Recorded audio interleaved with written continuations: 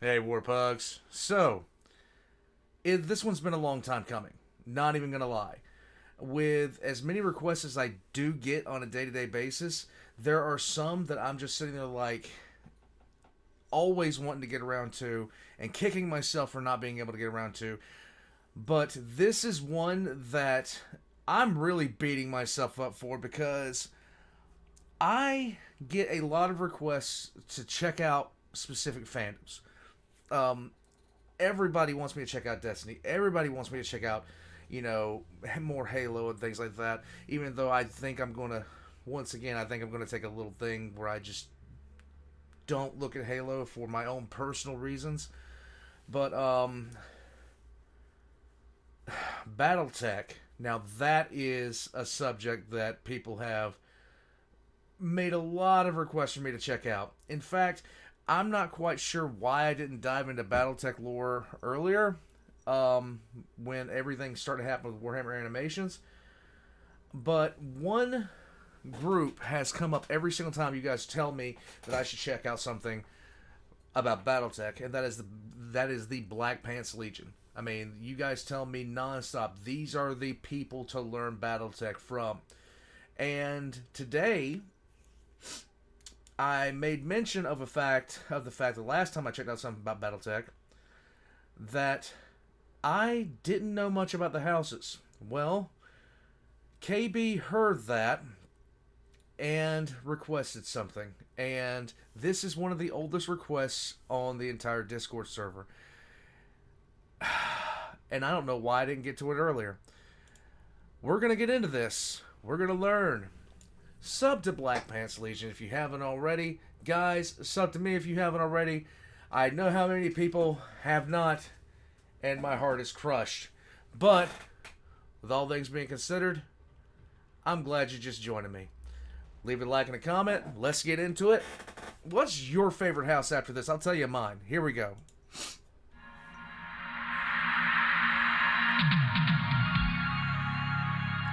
You have no choice. Comstar.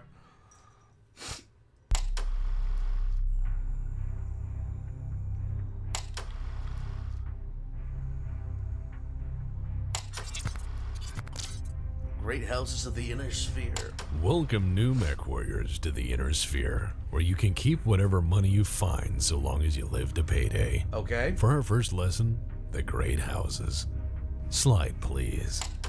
So the Great Houses are the six, or for people who can actually calculate projection power on an appreciable strategic scale, the four peer states, one remnant, and one hermit kingdom that make up the Inner Sphere. Okay. No, it's not a perfect sphere. No. Yes, there are things outside of it.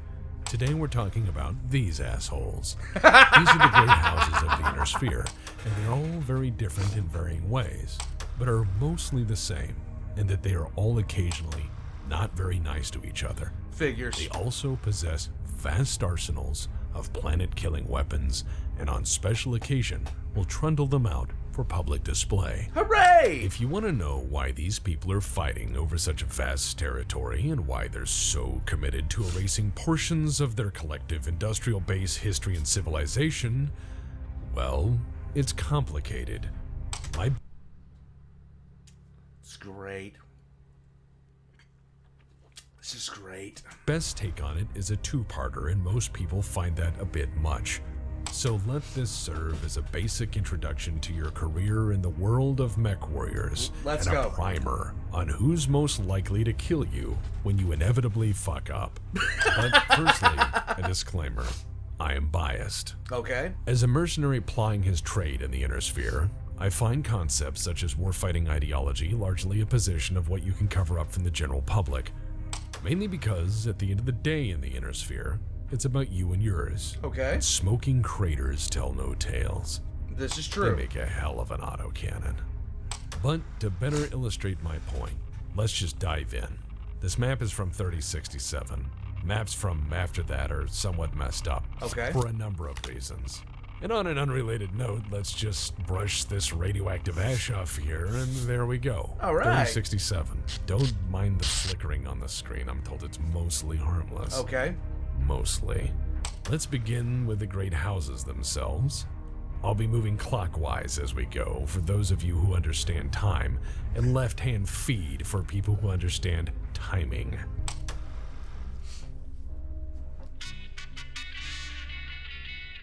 The Draconis Combine and House Kurita. Let's go. Welcome to the wacky, weird world of the Draconis Combine. Welcome to a pervasive class system, and home to the galaxy's own homegrown, no-bullshit, sword-wielding, authoritarian samurai ruling class. Oh yes, this place is literally built off pre-spaceflight Terran Shogunate-era Japan. It's a monolithic, all-encompassing bureaucratic machine run on war and conquest that thinks optimal Christmas dinner is, by tradition, fried chicken. They're a fun collection of KFC for you and me. ideas. Behold, this is their throne room. Take that in. This isn't just for show. This is their military. These are their uniforms. These are their mechs. They fight like this all the time. Yes, those swords are very real and do brutal work. Alright, so back to the guy in the chair. Alright. It is frequently a guy in charge of this.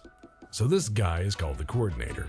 He runs the place. The coordinator. There's very little distinction between the coordinator as a person and the Draconis Combine as a whole. Okay. When people refer to the dragon in reference to Kurita as a house or a nation, it's interchangeable between the two entities. And no, the Draconis Combine doesn't celebrate the godhood of rulership with divine mandate. However, the coordinator's word carries essentially the same weight within their sphere of influence, so I'd not invite trouble, as Kurita tends to bury its enemies deep, headless, and by the million. They have no issues with troubleshooting in government, as trouble should be shot in the Draconis Combine. And if there is anything to fear from these guys, it's that they believe in a manifest destiny which involves House Kurita controlling everything. The Draconis Combine started as an agreement between two worlds, which was then fed war and conquest through House Kurita's leadership. Okay. Kurita has had total control since the beginning, aside from that one cadet branch that one time in the family who was wiped out long ago. As far as how this thing runs, well, the 5 pillars represent the Draconis Combine. Tell me. The pillar of gold is the government. The pillar of steel is the military. The pillar of teak is the people. The pillar of ivory is religion, philosophy, zen, and all that crap. And then there's jade, the economy. These 5 pillars of state philosophy are represented I get it, because it's green. in the ministries of state organized through them. For instance, the Pillar of Steel encompasses the Ministry of War, the Department of Indoctrination, the Bureau of Substitution, the Assembly of the Grand Inquisitor, the Admiralty, the Physician Staff of the Dragon, and various minor administration authorities. Speaking of authorities, Draconis Combine bureaucracy tends to be impenetrable to outsiders, impossible to reason with, and largely maintains the status quo.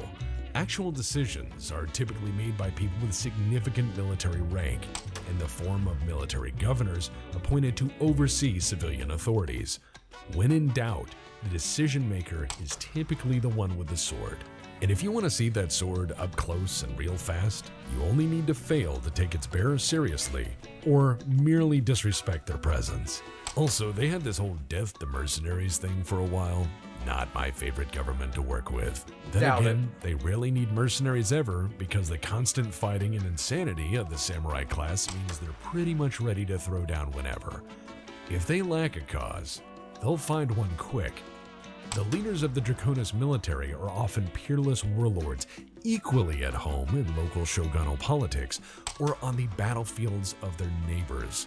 The Draconis Combine is the state that war built, maintained by Bushido, psychotic warriors, and a shitload of weapons. Finding Kurita forces in your backyard is frequently the precursor to speaking Japanese in your near future, whether you want to or not. Well, there you go. Every once in a while, you just gotta, you're gonna get got. That's all there is to say about it. I knew one of them was based off Japan. House Kurita, House of the Dragon. There you go.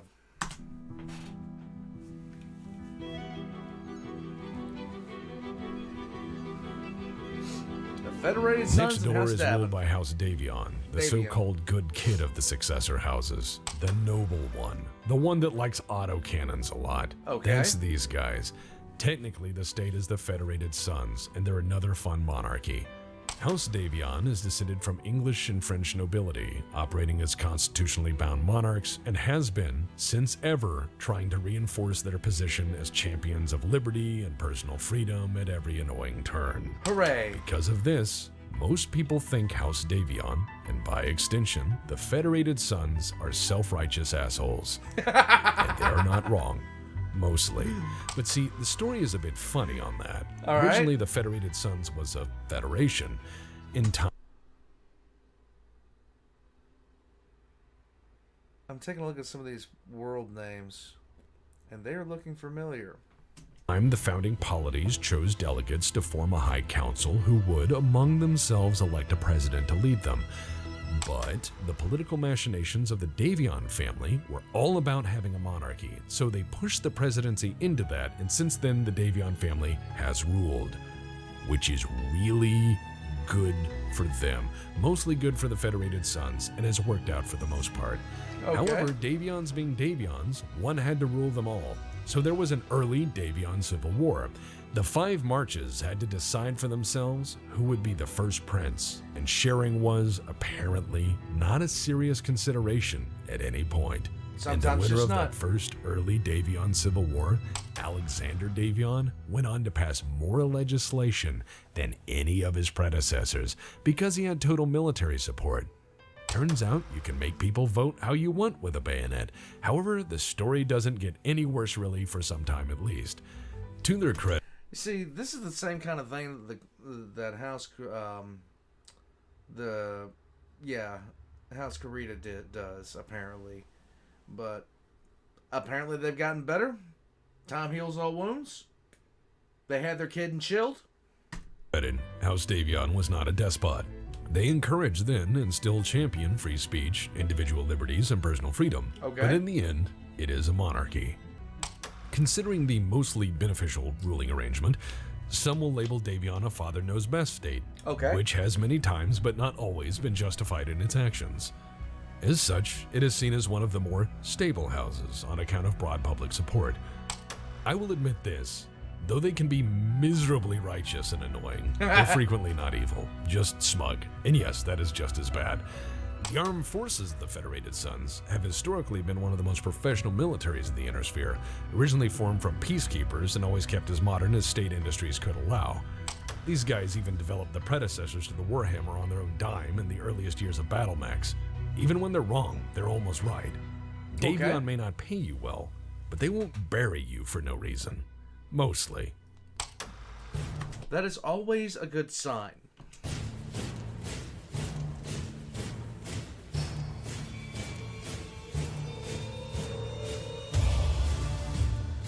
Oh, House Liao. Nice. Get ready Next for door depression. are these guys. I don't like them as much for a number of reasons. Yes. The Capellan Confederation is the youngest kid on the block as successor states go. It's a socialistic police state that has almost but not always been under the control of one family, House Liao. The head of the state is the Chancellor, who is, in the Capellan Confederation, one nod away from making you disappear. To say that it is a police state is not an act of hyperbole, but substantiated fact. There you go. However, it wasn't always so. Okay. What started as a collection of states uniting for common defense and well-being slowly grew over hundreds of years through successive generations of philosophy and leadership from one house into an autocratic state with a centrally controlled economy. Some would say this is a functional dictatorship. It is. But dictators tend toward having some sort of functional agenda or understanding of strategic power. Oh. But in truth, there's actually 3 forces that run this place, Okay. at least in theory. They are the Chancellor, the Prefectorate, and the House of Scions. The Chancellor is the CIC of the Armed Forces, Special Forces, in the face of the state in matters of foreign policy. The Chancellor can also make decrees and legislative changes at will. Good for It's him. a powerful position, to say the least, and Sounds has like it. nearly always been a lifetime appointment for House Liao. Is that lifetime cut short by, mysterious accidents and bad happenstance and terrible luck? Is that what I'm about to hear? The Prefectorate is the body of state regional entities Maybe and not. greater nobility. The House of Scions isn't, mostly. Needless to say, the Chancellor seems to get his or her way more often than not. But the other two governmental branches will act to frustrate or block particular agendas. Okay. What's interesting about the Capellan Confederation is that its citizens, or rather I should say resident aliens born there, are not citizens.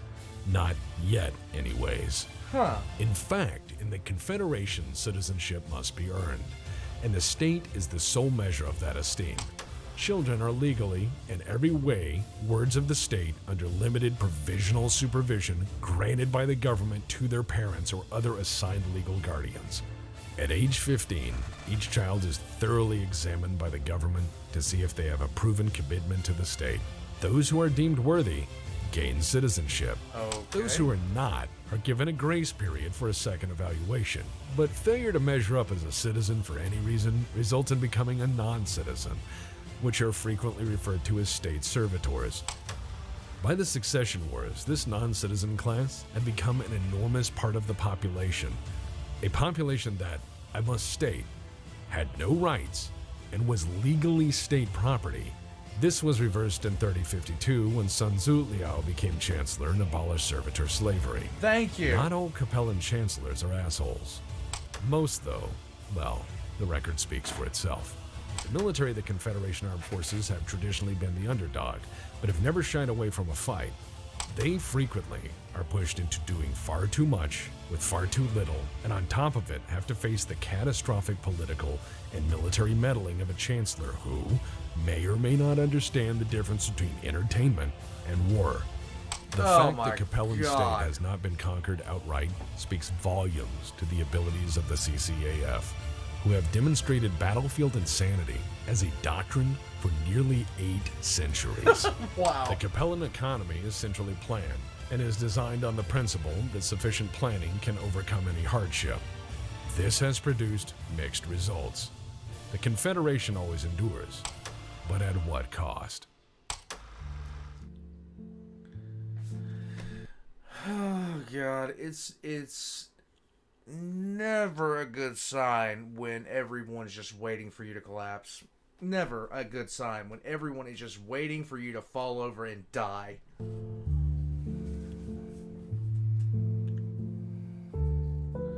House Merrick. Next door is the Free Worlds League. I don't say House Merrick because, well, it's complicated. Okay. Also, their history isn't terrible as some make it out to be. Yes, the greatest threat to Americ is Americ, but glory to Merrick. Okay. But it wasn't always so. The Free Worlds League was actually formed before the Terran hegemony, born out of the early Terran Alliance's colonial struggles and then collapse as an early power. Your homeworld falling apart in early colonization was, well, somewhat on the catastrophic end of things. Yeah. So nations which weathered that catastrophe learned self-reliance. The Free Worlds League was originally an agreement between 3 existing nations, the Merrick Republic, the Regulan Principality, and the Federation of Oriente. Amazingly enough, the founders of the League owe most of their success to a guy named George Humphreys, who was the negotiator between the 3 nations and was honored as the first Speaker of Parliament for 5 damn sessions. Nice. They didn't throw their negotiator away when they came together as a nation. They threw nobody under the bus. Instead, they championed him. That is righteous. So how'd it go down? You see, of the 3 nations, Merrick was on top locally, and Merrick didn't like the idea of a union at all, not at first. He thought it wouldn't work. Working with others seemed like a bad idea, in fact, considering the state of galactic affairs. Okay. But Humphreys wore him down, like a good friend does, and the only reason I bring this up is because what wore him down wasn't politics. Okay. It wasn't an appeal to power or glory or riches or conquest or the history books. It was in right. fact nerd shit. See, Detlev Merrick collected historic awards and trophies. Rasalhague, Prince of Regulus, collected miniatures, figurines mainly, and books and paintings and the like. And these 2 guys nerding out about Wait a minute. Hold on a second.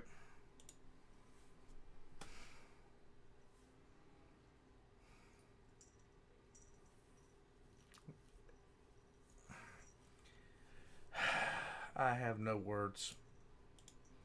About their neat stuff they liked and had collected contributed as much toward the founding of the Free Worlds League as anything else. Ostensibly, the awesome. Free Worlds League is a federal republic, with each province granted a grand measure of self-rule and sovereignty. And as you'd expect, the Free Worlds League is a complex creature, politically speaking. The Parliament is technically a supreme federal and legislative authority, but there's some caveats to that. Okay. For one, membership of the Parliament was, for a time, determined by the amount of taxes paid into the Treasury. And then there's the self-rule problem. All that self-rule means you have all sorts of people in Parliament. Some nations could be dictatorships, others a theocracy, others a democracy, and yet all under one flag. Naturally, this causes some problems. It's why, for the most part, the Free Worlds League, through its history, has operated in a near-permanent state of martial law under the Captain General, who is frequently, but not always, a Merrick. Historically, the power of the Parliament has waned with every major conflict, crisis, or state of emergency, whereas the power of the Captain General has increased. That's right. Steadily on our way to a... Oh, God. So... let me just recap these in my own brain. Excuse me if I screw them up. So, House Kurita is essentially obsessed with Bushido. House Davian is obsessed with, white knighting themselves all over the galaxy. House Leo is obsessed with... we have no idea. And these guys in House Marek... are slowly becoming emperors? The Free Worlds League drops their issues at Merrick's welcome mat, rings the doorbell, and runs the fuck home. I don't envy that job. Originally intended for military matters on behest of Parliament, 8 centuries of emergency powers later, the Captain General stands as first among equals, and is more or less House Merrick's personal lordship of the Free Worlds League, with all of the hazards that entails. The Free Worlds League has defined its economic niche through innovative technologies and free trade, which I feel is a response engineered in opposition to the then crumbling Terran Alliance's blanket of tariffs and protective customs laws. The laissez-faire approach to the Free World's economic principles has made more friends than enemies. However, poor risk management analysis has caused problems. For instance, after conquering the magistracy of Canopus during the Reunification War, the Free Worlds League invested oceans of currency, industry, and effort into rebuilding the Canopan economy.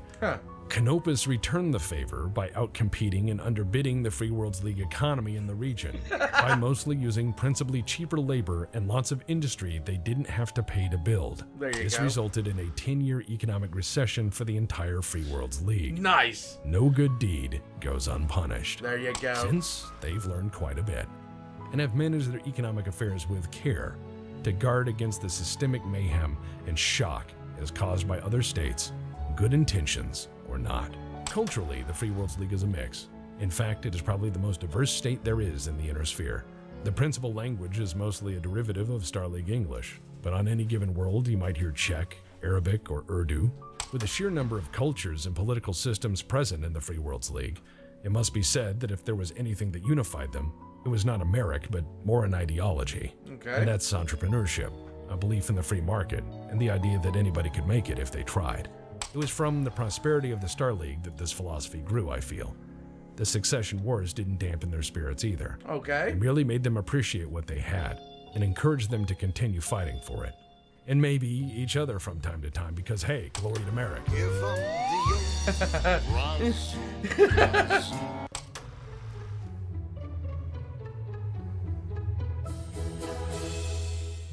Next door is the one... House Steiner, I already have I already have a little bit about it. This is the house and the government that flings atlases at you to solve every problem until you go away or you just go away. One people make fun of, and for some of the right reasons. Welcome to the Lyran Commonwealth. First of all, few call it that unless they're declaring war or arranging marriage, which if I'm frank might be the same thing in the same afternoon. So welcome to the House of Steiner. The Steiners are the ruling family and have been since virtually ever. They were founded as a merchant and industrialist conglomerate. They never stopped being exactly that. They celebrate their vast wealth by having far too many nobles, far too many noble titles, and historically largely incompetent generals. There you go. Save for the occasional flash in the pan, that is. However, if they're strategically incompetent to the point that the concept of their scouting parties operating vastly excessive tonnage, even in modest probing actions, memes based more on truth than you think, then how do they survive, you ask? Well, money and industry, friends. Money and industry. House Steiner's backing is the industrial base and every bank that invested in it. They are the military-industrial complex. There are many good reasons they can afford to dump truck weapons into a situation, operational or not, piloted or not, and then continue to do so until the enemy leaves. While not stupendously famous for warfighting leadership or tactical brilliance, House Steiner can and will bury you with its vast assembly lines led by pretend generals until you give up or they get bored.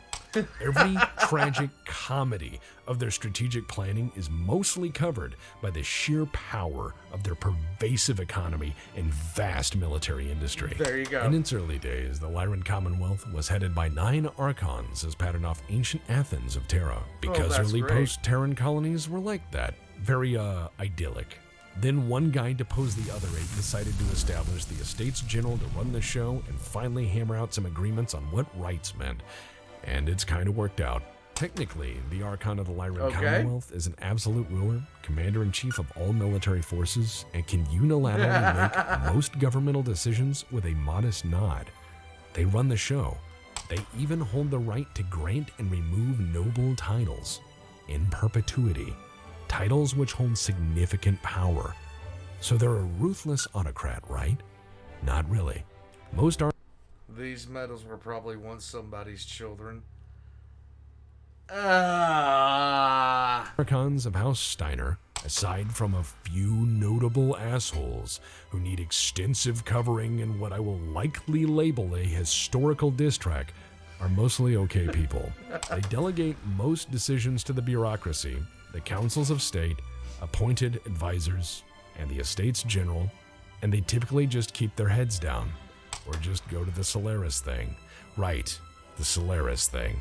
So there's a bullseye in the inner sphere in the murder for entertainment business, and it's right here. Solaris 7. Hooray. This is pretty much Steiner in a nutshell. But I'm not an expert in these matters, so I'll turn it over to a local. He can sum it up better. Mr. Fisher, take it away. Solaris 7 is the only place where you can pay money to watch 2 strangers beat each other to death, while also enjoying a corn dog. Duncan, that's not true. Canopus exists. Corn dogs are awesome. They have corn dogs last I went, and a very good Outback. I think Canopus banned trans fats, my dude. I've only ever seen funnel cake. Oh, and they do a lot of food on a stick. Saves napkins, less to clean up. Stick food is really the way of the future. Yes, it is. I wish we'd thought of it first. Sticks truly are the yardstick of food. Hooray! I'm Duncan Fisher. I stand by this statement. Sticks are the future. Mark my words. Duncan, this is costing me a fortune. Oh, right. HPG bills. So, Solaris 7. Murder is more or less very legal, so long as you do it in the box on TV, and everyone has a really great time. In fact, it's fantastic. There's explosions and music, and I'm there. Every night, on every screen. I tell you all the things I think you need to hear, and most of them are very accurate. Okay. Very, very accurate. Hooray! Anyways, this is Duncan Fisher signing off. And this appearance cost Professor Tex 1,485 C-bills. Thank you, Duncan. Steiner space is a complex thing. Not good, not evil, just very big. In fact, I think that the Lyran Commonwealth is much like a cosmic horror. Some giant, blind, idiot god, just waiting there, happily making money and strudel, singing merrily to itself until someone comes over and flips the table. And then it becomes very, very upset. What? What?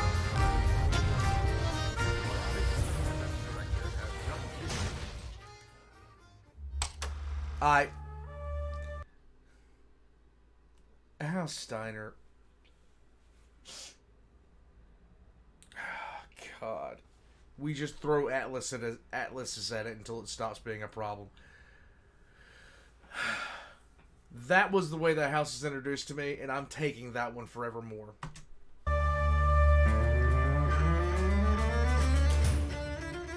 Anyways, moving to our right, because space has that, we have to talk about this strip of the inner sphere that's been nothing but hell. We're not talking about these a-holes here, because they're not from here, or rather, not recently. Okay. These are the clans, and for those uninitiated, they're a strange, deep space civilization of state-mandated, eugenics program, warrior caste, combat cult weirdos. Even by our standards, they're very weird. Okay. They also got completely wrecked by the phone company. It was a pretty okay time. For us, that is. So, here's what remains of the somewhat free Rasalhague Republic. So these guys were a thing, briefly, until these guys decided they shouldn't be. Because they were between these guys and Terra, which is controlled by the phone company, who wasn't cool with these guys taking a bite out of everything on their way to the telecoms HQ for very odd, strangely specific, quasi-spiritual reasons. Okay. But for very different, strangely specific, quasi-spiritual reasons, the phone company decided to murder them. Guys, as it turns out, you can make people show up to an ambush by just asking them. Remember, be kind, it pays dividends. Before that unpleasantness, Rasalhague was a state come from the space between House Kurita over here and House Steiner. These Kuritan buffer worlds were, before Kurita came along, an independently free principality of mostly culturally Scandinavian colonists. This small state was then overrun. It's always the Swedes that get the rough end of the deal in video games like this. It's always the Swedes. By House Kurita, who had to pry the worlds from them after 30 years of guerrilla warfare. They didn't go quietly. They were always a somewhat fiercely independent border region who resisted assimilation into the Draconis Combine. Over time, and some phone company intervention, Theodore Kurita was convinced of the benefits of creating a buffer zone between the houses of Steiner and Kurita by granting Rasalhague independence.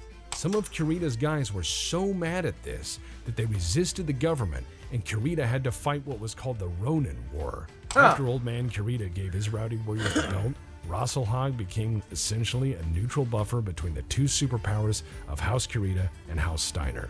They were independent for almost 2 decades before these assholes came in, and in the end, they weren't anymore. This much of them survived as a rump state under the custodianship of Comstar, until 3070, when Clan Ghostbear more or less took them in.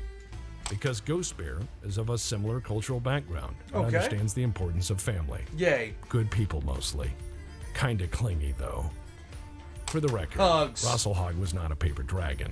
They collapsed only after fighting bravely in the face of overwhelming odds. They gave the clanners a hard fight on every world, and in the deep black between stars. It was a Rasalhague pilot who kamikazed the Okan's warship and stopped the invasion for a year. Rasalhague is like that. They'll smile all day, but fuck around and the Viking comes out, and it doesn't stop until you or they are very, very dead. Next up, I have to talk about this. Okay. This was once the cradle of humanity, but it's been a hotbed of a lot of historical issues. Right. Originally, the first circuit of what was called SL Comnet was laid out in this chunk of space once called the Hegemony. Then, well, there was this guy named Jerome Blake, and as fate would have it, he'd be the last employee of SL Comnet. But some assholes in time would think that everything that poured out of his goddamn mouth was the word of...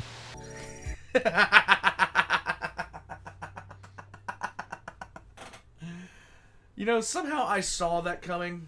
I just didn't know. Hi. I know that you're trying to get my attention. I understand that. I understand that you want pets. Can I please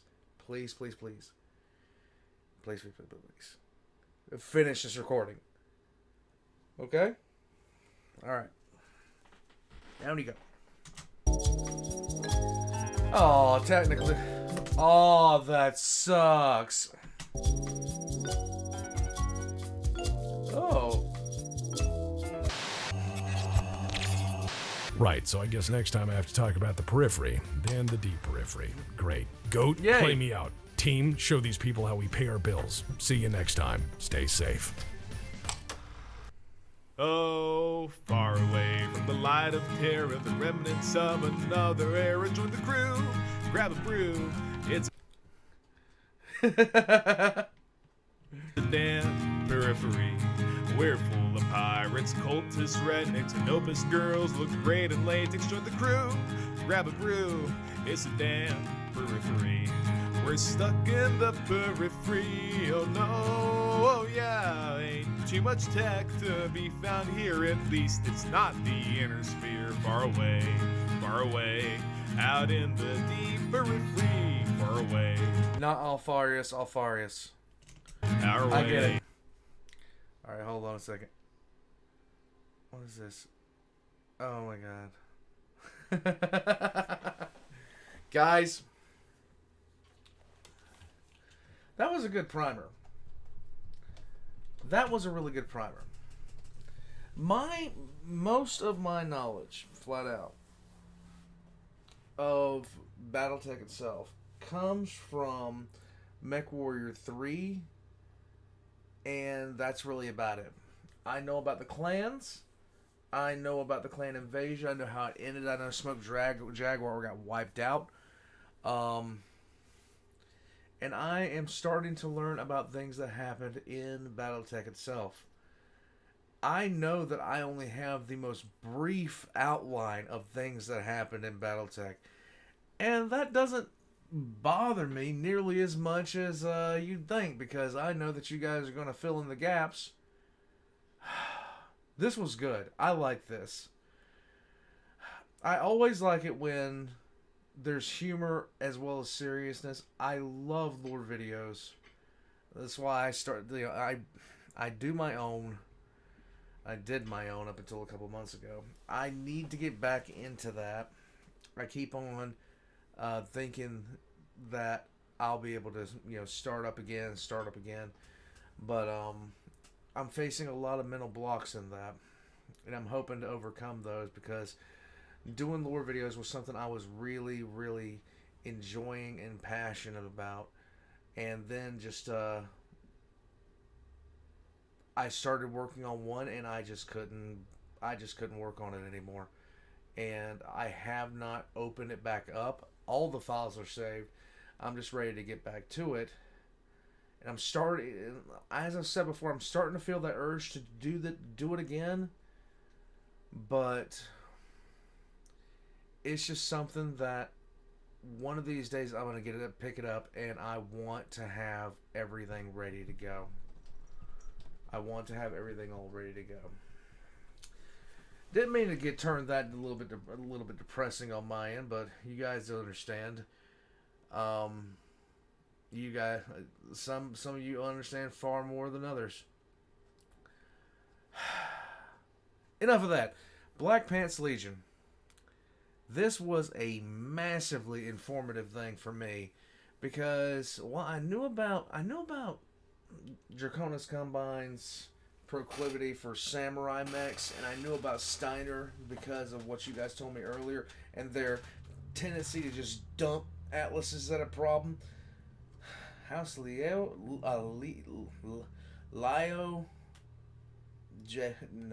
I had no clue about that.